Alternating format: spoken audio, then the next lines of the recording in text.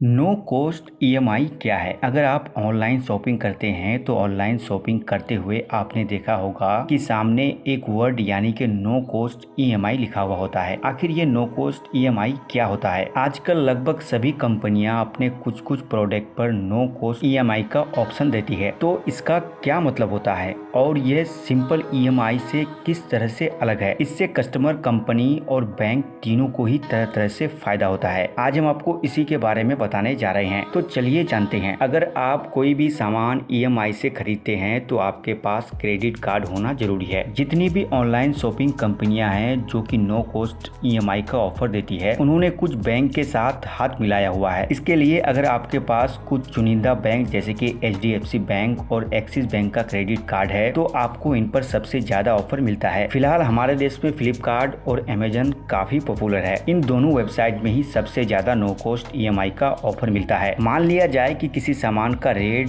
12,000 रुपया है और इस प्रोडक्ट पर कंपनी नो कॉस्ट ईएमआई का ऑफर दे रही है, तो आप 12,000 रुपए को 3 या फिर 4 किस्तों में दे सकते हैं। अगर आप 3 किस्तों में दे रहे हैं तो इसे 4,000 रुपए महीने देना होगा। अगर 4 किस्तों में देना चाहते हैं तो आपको 3,000 रुपए महीना देना पड़ेगा। जब साधारण ईएमआई की बात करें तो उसमें हर महीने किस्त में आपको कुछ ब्याज देना पड़ता है। जैसे कि 12,000 रुपए का प्रोडक्ट है तो साधारण ईएमआई यह प्रोडक्ट 13 से 14,000 का पड़ता है। इसमें ब्याज भी शामिल होता है। लेकिन नो कॉस्ट ईएमआई की बात करें तो यहाँ आपको कोई भी ब्याज देने की जरूरत नहीं पड़ती है। अगर आपका प्रोडक्ट 12,000 रुपए का है तो आपको सिर्फ 12,000 रुपए ही अलग अलग किस्तों में देनी पड़ती है। इसमें आपको किसी भी तरह से अलग से कोई ब्याज देने की आवश्यकता नहीं होती है। अब नो कॉस्ट ईएमआई के फायदे क्या होते हैं? इस प्रक्रिया में सबसे पहला फायदा कस्टमर को होता है, क्योंकि इससे कस्टमर को एक साथ 12,000 रुपए नहीं देने पड़ते हैं। वह अलग अलग कई किस्तों में 12,000 रुपए का सामान खरीद सकता है। इसके अलावा ईएमआई पर लगाए गए ब्याज को भी नहीं देना पड़ता है। अब आप जानना चाहते होंगे कि इससे ऑनलाइन शॉपिंग साइट को क्या फायदा होता है, तो आपको बता दें कि यह कंपनी अपने उस प्रोडक्ट पर नो कॉस्ट ईएमआई का ऑफर देती है जो कम बिकते हैं, यानी कि जिसकी डिमांड कम होती है। नो कॉस्ट ईएमआई देने से कंपनी के कम बिकने वाले प्रोडक्ट भी नो कॉस्ट ईएमआई की वजह से ज्यादा बिकने लगती है। इससे बैंक को भी फायदा होता है, क्योंकि इसमें इनके क्रेडिट कार्ड का यूज होता है और हम सभी जानते हैं कि क्रेडिट कार्ड या फिर डेबिट कार्ड से शॉपिंग करने पर बैंक कुछ % चार्ज काट लेती है। तो अब आप अच्छे से समझ गए होंगे कि नो कॉस्ट ईएमआई का क्या मतलब होता है।